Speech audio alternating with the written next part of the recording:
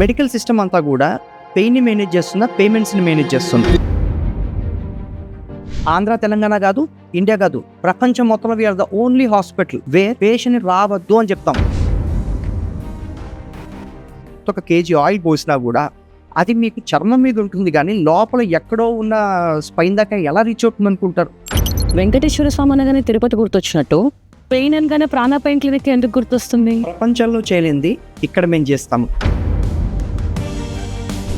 Chronic pain is the most profitable thing in the health care. ఇది government hospital కాదు. ఒకళ్ళు board పెట్టుకున్నారంటే patient లోపలికి వస్తారు,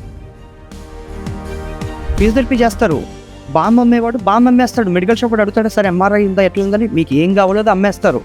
business is about profit and loss. Pain physicians అని ఒకళ్ళు ఉంటారనేది జనాలు చాలా మందికి తెలియదు. Sunshine hospitals, rainbow children's hospital, AIG hospitals, joy hospitals, అన్ని హాస్పిటల్స్ అడక్కడక్క పల్లెల్లో ఒక 10 రూపాయలు ఏమన్నాడు అనుకోండి పూజారి, ఈడు కమర్షియల్ డబ్బులు అడుగుతాడనే మైండ్ సెట్ ఉంటాడు.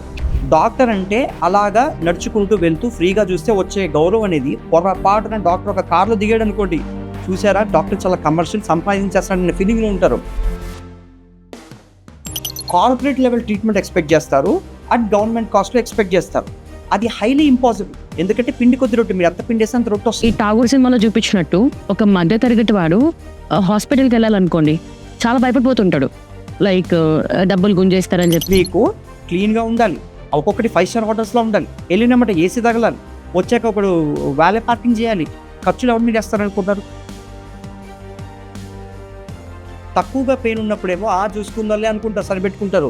ఫ్యూచర్ అనేది ఆలోచించరు. 4 ఏళ్ళ తర్వాత ఎలా ఉంటుంది, 5 ఏళ్ళ తర్వాత ఎలా ఉంటుంది, 3 నెలల్లో తగ్గని నొప్పి ఇంకో 3 నెలల్లో తగ్గిపోతే ఆశలా పడతారు. అసలు ఎయిర్ప్లేన్ టికెట్లు కూడా, రైల్వే టికెట్లు కూడా, బస్ టికెట్లు కూడా ఇంట్లో కూర్చొని బుక్ చేసుకోవచ్చు.